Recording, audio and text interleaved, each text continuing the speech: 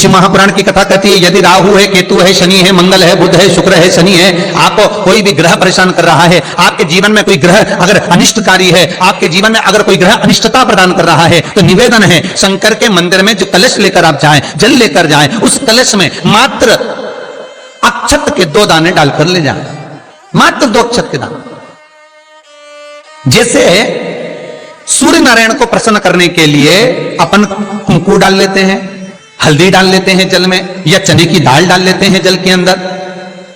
सूर्य नारायण को प्रसन्न करने के लिए हमने चने की दाल डाली, कुंकू डाला, हल्दी डाली, और कभी कभी सूर्य नारायण भगवान से बहुत जरूरी काम है और वो कार्य हो ही नहीं रहा है, या तन पर कोई रोग हो गया है, तो उसको मिटाने के लिए कई बार हमने भगवान सूर्य को अर्घ देते समय सफेद फूल भी डाला है, कभी लाल फूल भी डाला है। उसी तरह भगवान शंकर से निवेदन करने के लिए, हमारी ग्रह दशा सुधारने के लिए जल के पात्र में 2 अक्षत के दाने, अक्षत भी पूर्ण अक्षत, पूर्ण अक्षत, खंडित नहीं, पूर्ण अक्षत भगवान शंकर को समर्पित कर।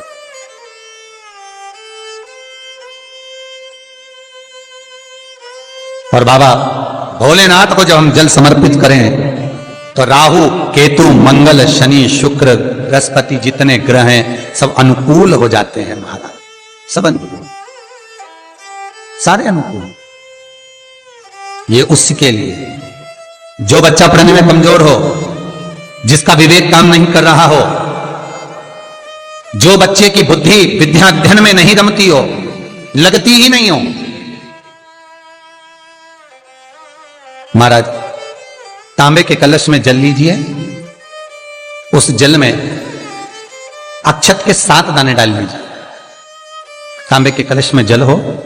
जल में अक्षत के 7 दाने, ये जो 7 दाने अक्षत के आप डालेंगे, जो बच्चा पढ़ने में कमजोर हो, विद्या में कमजोर हो, या बुद्धि या विवेक से कमजोर हो,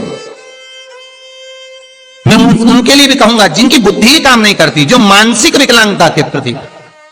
या कई कई लोगों से मैं निवेदन करूंगा कि मान लो आज आपका मन शांत नहीं है, आज आपकी बुद्धि शांत नहीं है, आज आपका चित्त शांत नहीं है, आज आपका विवेक शांत नहीं है, बहुत क्रोध आ रहा है, चिड़चिड़ प्रवृत्ति हो रही, घर में अच्छा नहीं लग रहा, परिवार में बात कर रहे हो और मन शांत नहीं है, मैं उनके लिए भी कहूंगा कि जो भगवान के मंदिर जाते हो और मंदिर में जाकर उनको चित्त ना लगता हो, भगवान के मंदिर में पहुंचकर उनको मूर्ति का दर्शन कर ठीक ना लगता हो,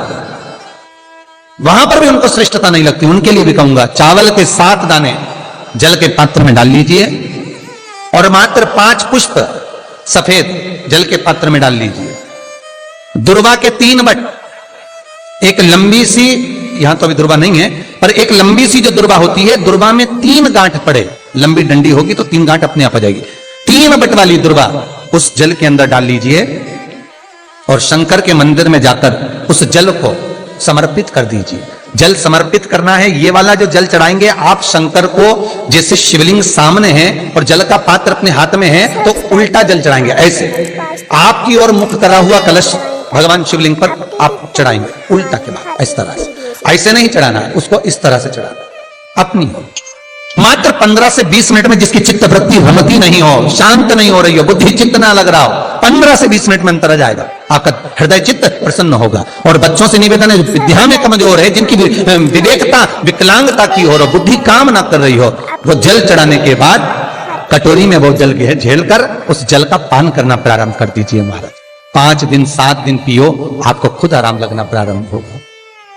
भगवान शंकर पर रक्त चंदन चढ़ता है, भगवान शंकर पर पीला चंदन चढ़ता है,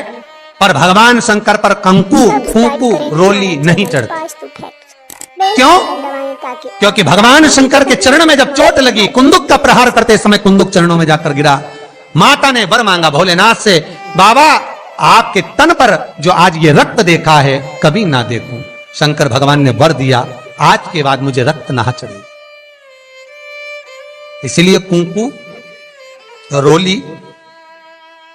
शंकर भगवान का शिवलिंग जहां रखा रहता है, जो गोल भाग होता है, माता पार्वती जी का हस्तकमल चरण होते हैं, इस भाग पर आप कितनी भी रोली चढ़ाओ चल जाएगा, पर शिवलिंग पर कंकु, रोली, कुंकू नहीं चढ़ाना। आसपास चढ़ाइए, चंदन चढ़ाओ, अबीर चढ़ाओ, गुलाल चढ़ाओ, जो चढ़ाना है शिव को समर्पित करो। भगवान शिव कुंद के ईश्वर हो गए। शास्त्र कहता है जिसको रोग सताए तो एक कलश जल में थोड़ा सा शहद उंगली में शहद लेकर ओम लिखकर कुंदकेश्वर भगवान का नाम लेकर किसी भी शंकर के मंदिर में जल समर्पित कर दे। थोड़ा सा जल किसी बेलपत्र के नीचे चढ़ा दे, उस जल को नैनों से लगाकर घर लेकर आए, थोड़ा सा घर में लाकर घर के दरवाजे पर उसको जल से बिंदी लगा दे या त्रिपुंड बना दे, उस घर से रोग बीमारी दूर हो जाती है। साहब कुंदकेश्वर का नाम लेकर सब्सक्राइब करें हमारा चैनल। लोहे से ताकतवर, जम के बोलो, अग्नि, अग्नि से ताकतवर पानी, पानी से ताकतवर मनुष्य, और मनुष्य से ताकतवर बीमारी जो अच्छे अच्छे को निकल जाती है। कितने ही सूरमा इस भूमि पर पैदा हो गए और मर मर के चले गए। कितने ही, मनुष्य से ज्यादा ताकतवर है बीमारी, और बीमारी से ज्यादा ताकतवर है मेरा महामृत्युंजय, मेरा देव आदिदेव महादेव, जो मृत्यु जय कहलाता है, जो मौत पर भी विजय प्राप्त कर लेता है और बीमारी को भी जीत लेता है। बीमारी महामृत्युंजय वो महादेव। हम कई बार कहते हैं अगर कैंसर जैसा रोग भी हो गया, बहुत बड़ी बीमारी हो गई, आपको नहीं सद रहा और कैंसर जैसा रोग हो गया, कहीं आप जाएं डॉक्टर को दिखाएं, मना नहीं है, और उसकी टेबलेट लेने से पहले इस महादेव के चरणों की टेबलेट जरूर लेना, उसकी औषधि जरूर लेना। एक बार जहां शिव और सती का विवाह सतयुग में हुआ था, त्रिजुगी नारायण में, हम पार्वती के विवाह की बात नहीं कर रहे, हम सती के विवाह की बात कर रहे हैं।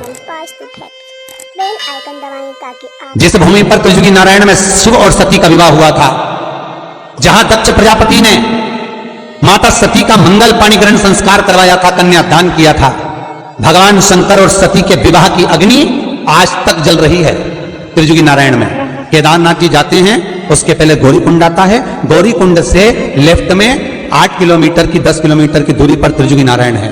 त्रिजुगी नारायण में जहां पर भगवान शंकर और सती ने फेरे लिए थे, भगवान और शिव और सती के, जहां शंकर और सती की भावर डली थी, फेरे हुए थे, उनके फेरे लेते समय माता सती के चरणारविंद से, भगवान शंकर के चलने पर सती माता के चरणारविंद से कुंड उत्पन्न हो गए। उस कुंड का पानी बोतल में भरकर लेकर आ जाओ, और उन 7 कुंड हैं, 4 तो कुंड पास में हैं और 3 कुंड पीछे की ओर, 7 कुंड का जल लेकर आओ बोतल में भरकर, और जिसको कैंसर जैसी बीमारी है, सवेरे खाली पेट 1 ढक्कन 2 ढक्कन उसको पिलाना चालू करो, धीरे धीरे उसको आराम लगना चालू हो जाएगा, दवाई लगना प्रारंभ हो जाएगा। वो महामृत्युंजय है कि अपने गमले की, अपने बगीचे की, अपने गमले की मिट्टी को निकालकर उसका शिवलिंग बनाकर पूजन करो, पर पूजन करो श्रावण। पार्थिव शिवलिंग का निर्माण हो, पार्थिव शिवलिंग का निर्माण करके उसकी अर्चना होना चाहिए। और ये जरूरी नहीं है कि शिवलिंग बहुत बड़ा बनाया जाए। आजकल के जमाने में तो एक फैशन का दौर भी चल रहा है कि कहीं भगवान शंकर का शिवलिंग बनाए तो बहुत बड़ा शिवलिंग बनाओ थाली के अंदर, फिर उसका अभिषेक पूजन करो। यहाँ शास्त्र वर्णन नहीं कर रहे हैं, यहाँ तो शास्त्र स्पष्ट कहता है, शिव महापुराण की विद्येश्वर संहिता कहती है कि आप चाहे पार्थिव शिवलिंग बनाए, आप चाहे मिट्टी का आनंद भाव से शिवलिंग बनाए, आप चाहे तो घर में शिवलिंग रखें, आप चाहे तो शिवलिंग का स्मरण आप घर के अंदर लेकर आए, पर कोई भी मूर्ति यदि आपके घर में है तो वो अमुष्ट आकृति से बड़ी नहीं होना चाहिए, बस इतना बड़ा स्वरूप भगवान का होना चाहिए। और मूर्ति अंदर से पोली ना हो, अंदर से ठोस होना चाहिए। क्यों? क्योंकि जो मूर्ति अंदर से पोली होती है वो घर को पोला कर देती है, घर में लक्ष्मी टिकने नहीं देती।